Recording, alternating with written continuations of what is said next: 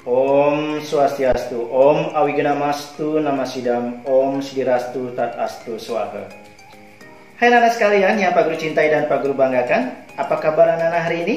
Astungkara, Pak Guru jumpai kalian semua selalu dalam keadaan sehat, bahagia, dan tentunya tetap semangat anak-anak. Nah anak-anak, kali ini berjumpa kembali dengan Pak Guru dalam kegiatan pembelajaran pendidikan agama Hindu dan Budi Pekerti. Seperti biasa, sebelum kita melanjutkan kegiatan pembelajaran ini, mari kita bersama-sama melantunkan doa sebelum belajar. Anak-anak di rumah, silakan ambil sikap amustikaran. Berdoa mulai. Om Purwajatu Brahmanu Brahmacari Dharma Wasana Stapa Sodatista Tasmajatam Brahmanam Brahma Yestam Dewasca Sarvam Dasakam Om Santi Santi Santi Om. Baik, terima kasih. Doa selesai. Anak-anak sekalian yang Pak Guru cintai dan Pak Guru banggakan, adapun tujuan daripada kegiatan pembelajaran pada hari ini adalah sebagai berikut. Anak-anak yang berbahagia yang Pak Guru cintai dan Pak Guru banggakan, berdasarkan tujuan pembelajaran yang kalian sudah baca dan amati melalui media ini, maka pada pertemuan kali ini Pak Guru akan mengajak kalian semua untuk membahas materi tentang Saptarsi penerima Wahyu Weda. Siapa Saptarsi tersebut? Nah, sekarang anak-anak simak dengan baik penjelasan Pak Guru, yaitu pertama tentang pengertian Saptarsi.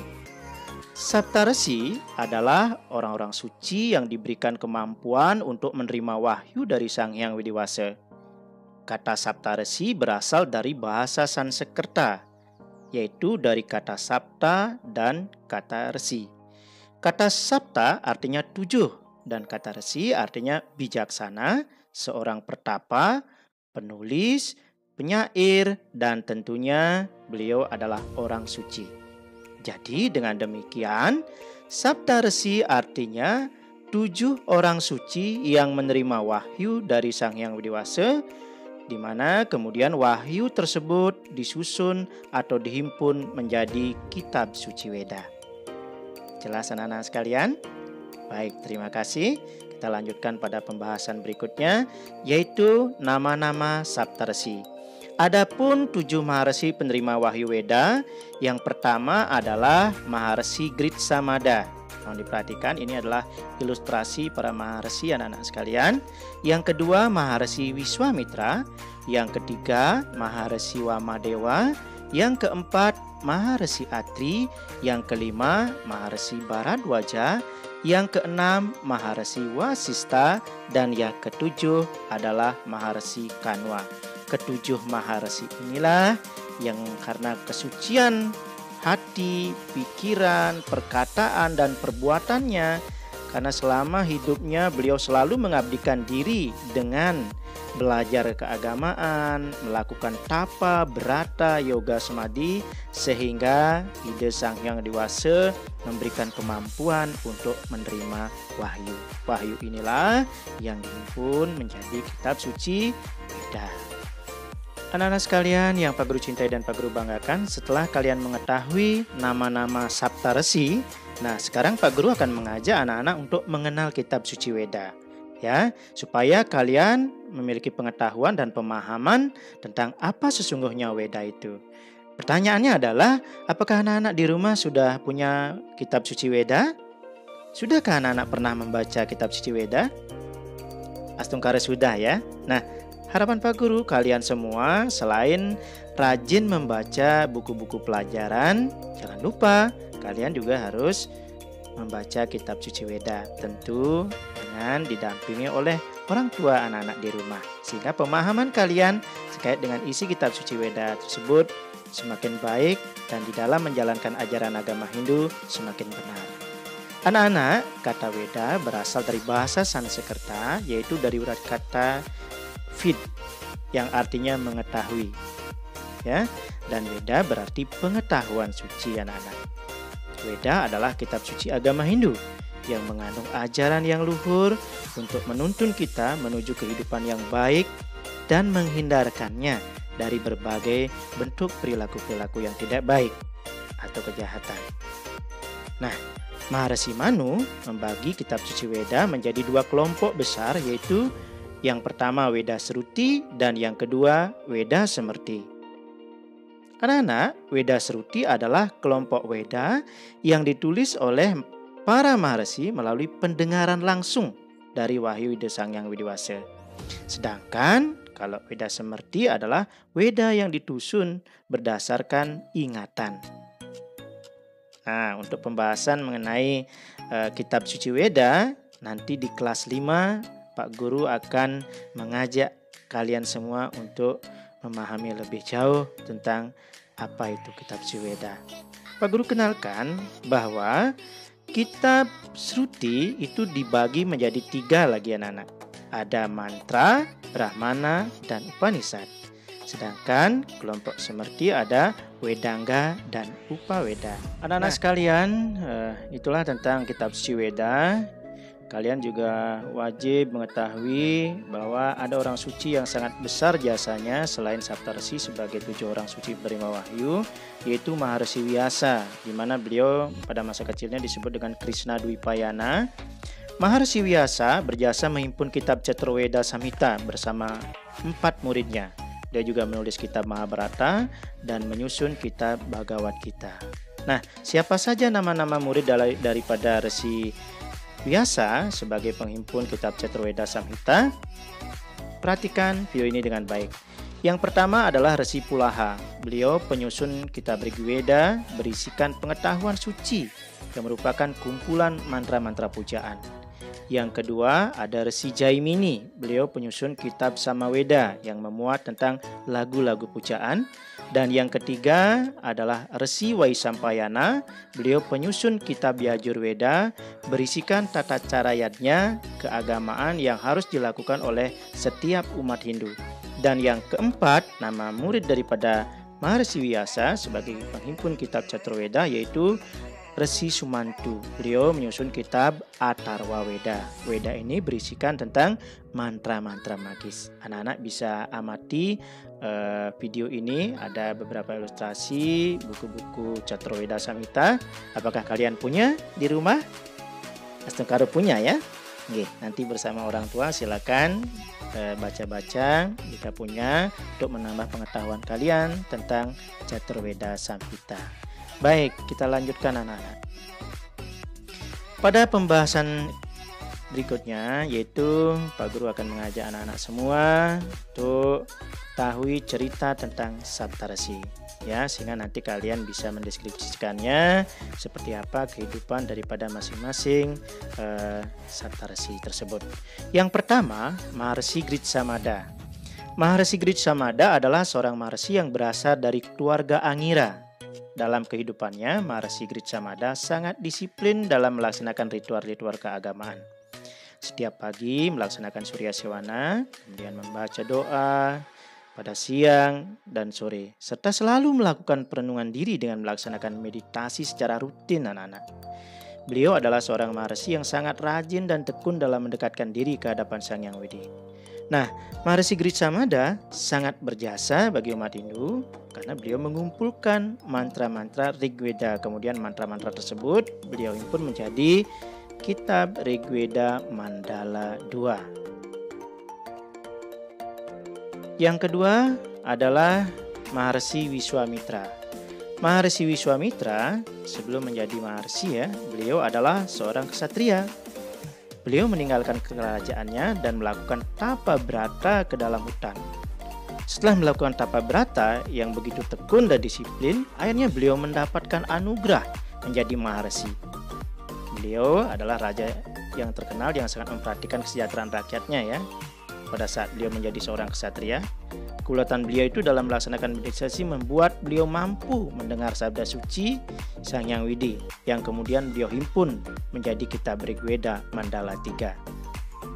Sungguh luar biasa ya perjuangan Maharsi Wiswamitra, di mana awalnya beliau adalah seorang ksatria, kemudian karena kecintaannya terhadap ajaran agama, beliau melakukan tapa brata yang begitu tekun dan disiplin, dan akhirnya beliau mampu menerima wahyu dari Sang Hyang Widi. Beliau menjadi seorang Maharsi dan menyusun kitab Rigveda Mandala 3. Kita lanjutkan. Yang ketiga adalah Maharsi Wamadewa. Maharsi Wamadewa adalah seorang Maharsi yang sangat suci. Beliau disebut Brahmana sempurna. Beliau dikatakan sebagai Brahmana sempurna karena semenjak di dalam kandungan ibunya, beliau telah menunjukkan keajaiban-keajaiban seperti mampu bicara dengan Dewa Indra, juga berbicara dengan Dewa Aditi. Kemampuan beliau ini menunjukkan bahwa beliau memiliki kelebihan dibandingkan orang biasa lainnya. Nah, anak-anak, Maharsi Wamadewa sejak kecil selalu berdisiplin diri untuk mendekatkan diri kepada Sang Yang Dewasa, sehingga beliau mendapatkan wahyu. Nah, wahyu yang beliau terima kemudian dihimpun menjadi Rigveda Mandala 4. Jelas anak-anak sekalian? Baik, terima kasih, kalian sungguh luar biasa. Kita lanjutkan yang keempat, yaitu cerita tentang Saptarsi, yaitu Maharsi Atri. Maharsi Atri pada umumnya banyak dikaitkan dengan turunnya mantra-mantra Rigveda Mandala 5. Rigveda Mandala berapa anak-anak?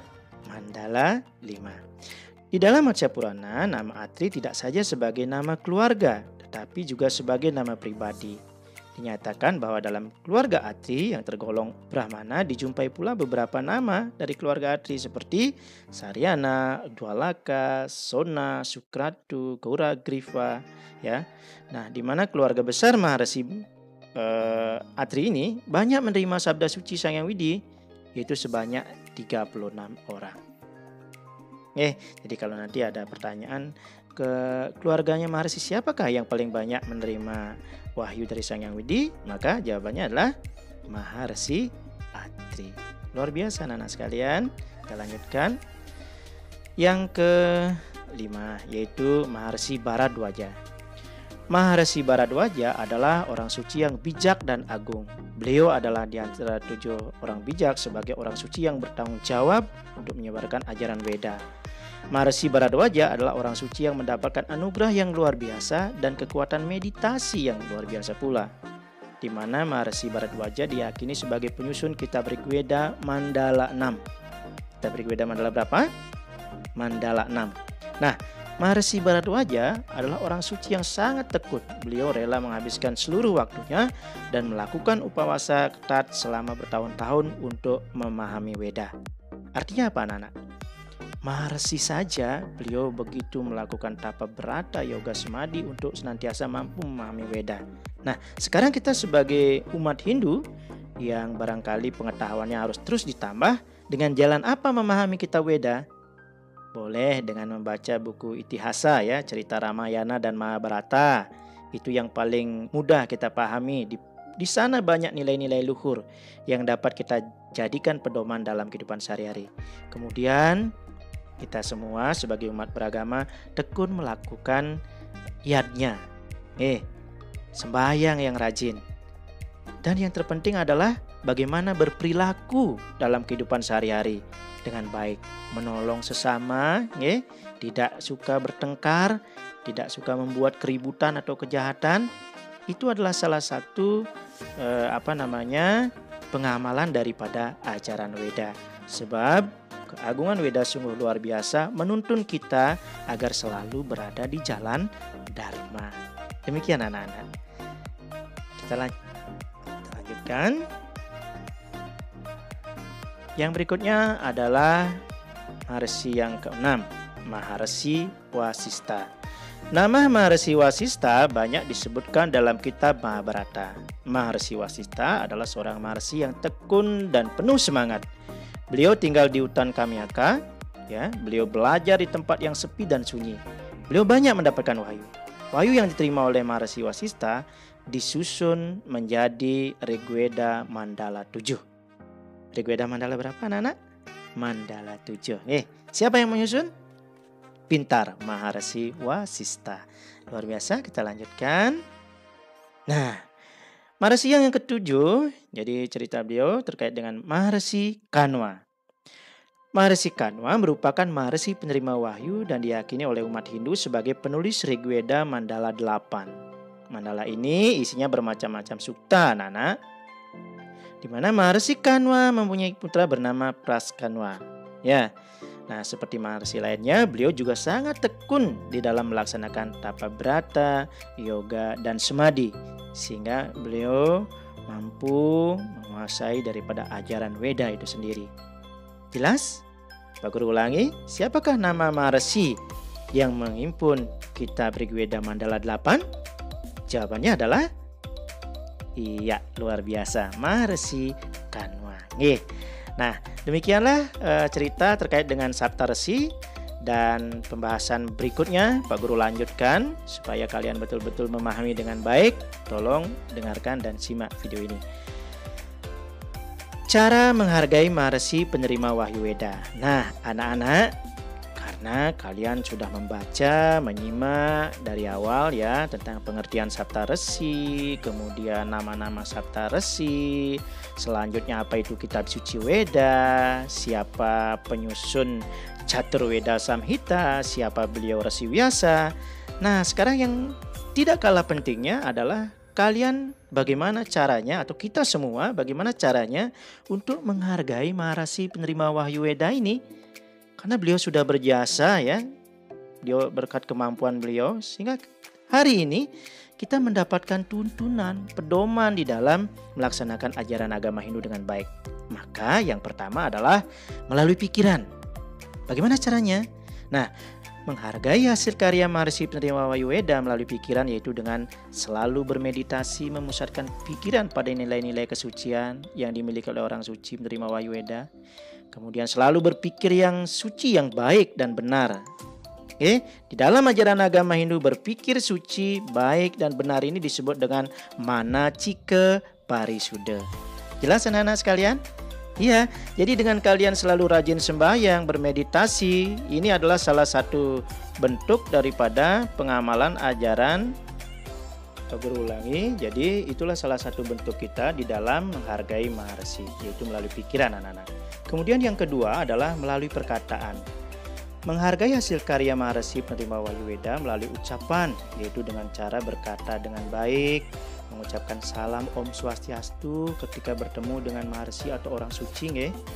Anak-anak pernah bertemu dengan orang suci enggak dalam kehidupan sehari-hari? Seperti apa anak-anak? Iya, para pemangku, sulingge. Jadi jangan lupa mengucapkan Om Swastiastu dan berkata-kata sopan tentunya anak-anak. Tidak meremehkan hasil karya Saptarsi dengan kata-kata yang kasar maupun sindiran anak-anak. Nah, dalam ajaran agama Hindu, berkata yang baik, sopan, jujur, itu disebut dengan Wacika Parisuddha. Yang ketiga, melalui perbuatan.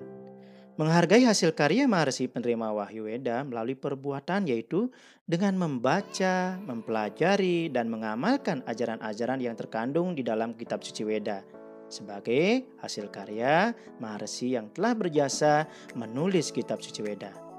Berbuat yang baik dan benar dalam ajaran agama Hindu disebut Kayika Parisuddha. Anak-anak sekalian yang berbahagia, yang Pak Guru cintai dan Pak Guru banggakan, demikianlah kegiatan pembelajaran kita kali ini. Harapan Pak Guru, apa yang Pak Guru sampaikan, dapat kalian mengerti, dapat kalian pahami, dan dapat kalian praktekkan di dalam kehidupan sehari-hari. Karena sebelum Pak Guru akhiri, pesan Pak Guru kepada kalian semua, sebagai umat beragama jangan pernah lupa untuk memuja ide Sang Hyang Widi-Wasa beserta manifestasinya. Lakukan Trisandhya setiap hari. Kemudian yang kedua, ingat membantu orang tua di rumah. Ikuti segala nasihatnya, hormati beliau. Sebab dengan bimbingan dan arahan orang tua, kalian akan senantiasa mendapatkan kesuksesan. Yang ketiga, jangan lupa kalian tetap menjaga kesehatan. Ya, sebab ada ungkapan mensana in corpore sano. Di dalam tubuh yang sehat terdapat jiwa yang kuat. Anak-anak tetap semangat, ya. Dan apabila ada hal-hal yang kurang dimengerti, kurang jelas dari apa yang Pak Guru sampaikan, Pak Guru mohon maaf, dan Pak Guru akhiri dengan suara Santi. Om Santi Santi Santi Om.